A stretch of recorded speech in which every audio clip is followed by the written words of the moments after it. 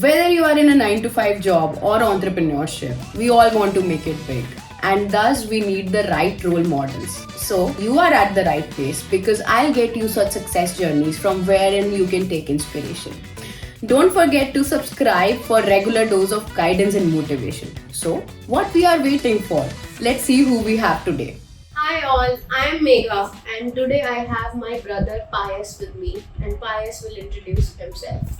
Hi all, thanks for having me. So I'm a software engineer at Uber US. So you would be surprised to know that Pious has also worked with a lot of service-based companies before working with Uber, which is a product-based company. And we would like to know from Pious, like how did he make that switch? So the first thing you need to do when making any switch is to first have the right mindset going into it. You have to have the right attitude. You have to think that this is what I want to do, that I need to go and get this. So that's the first step. The second step is reading through. So what I did was I went through, cracked the coding interview, read it cover to cover, did most of the practice questions, and then I did a little bit more practice on lead code. And then after that, I was ready enough to go take the interview. So now the world is going global and India is not only building for India but also the world.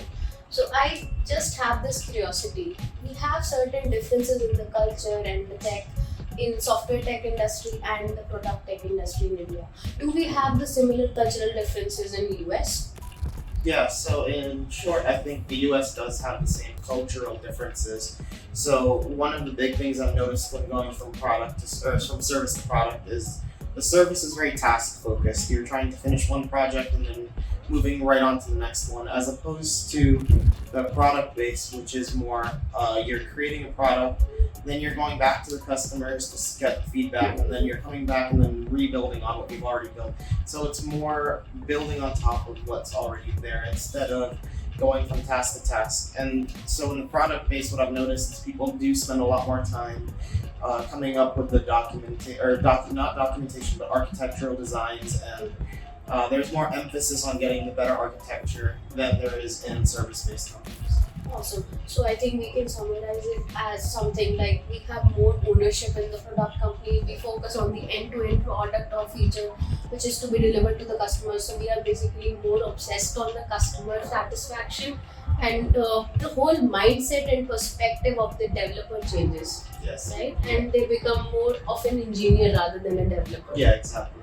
So moving on, we would also see like what is the pay difference or disparity between service tech and product tech. However, this is not a generalization, it's about our experiences. So I would like to ask my brother Pious, like in India, we have certain pay disparity from the service tech to product tech. And personally, when I moved from Sapient to Microsoft, I actually got a more than 100% hike. So what was your is it the same in the US or is it different? And what was your journey like in the pay hike? Yep. So in the US, it is very similar. The pay disparity between client or service based to product based is about 100%, more than 100%. The service based don't actually give you stock. But the product base do offer stock incentives to most software developers. Yeah, awesome. And then how much hike did you get from service-based to Uber? So me personally, going from service-based to Uber was more than 100% hike. Awesome, that's great. So we have already discussed the cultural differences and pay differences between software tech industry and product tech industry, but is it just the pay which makes us happy at product industry, product tech, or is it something else?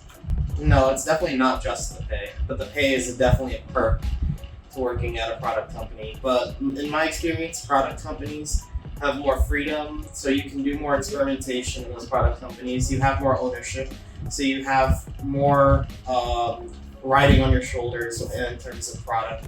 And that's something I personally like more. The other thing is when I've seen at product-based companies, it is more architectural-based. So they are putting more of an emphasis on having better architecture. Whereas service-based companies, what they're doing is they're just trying to get something out there, and architecture might not be the best. The last thing is that my coworkers at Uber are very intelligent, and I get to learn from them. Yeah, that's absolutely. So I also feel more satisfied and more fulfilled, or maybe I'm doing more meaningful work when I'm working at a product company. Because I think the major difference is the growth mindset which comes into us, and we start becoming more like a software engineer rather than just a developer who's developing in particular tech stack. We start thinking more about the end-to-end product, and we work with great people and grow.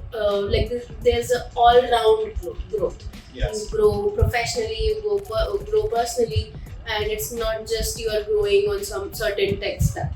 So we can wrap up the discussion, but one thing which everyone in India is looking for, the roadmap to success, or the roadmap from service based to product based, and how did you make that switch? Some actionable items, or something which you can tell them step by step so that they can copy or recreate your journey for themselves.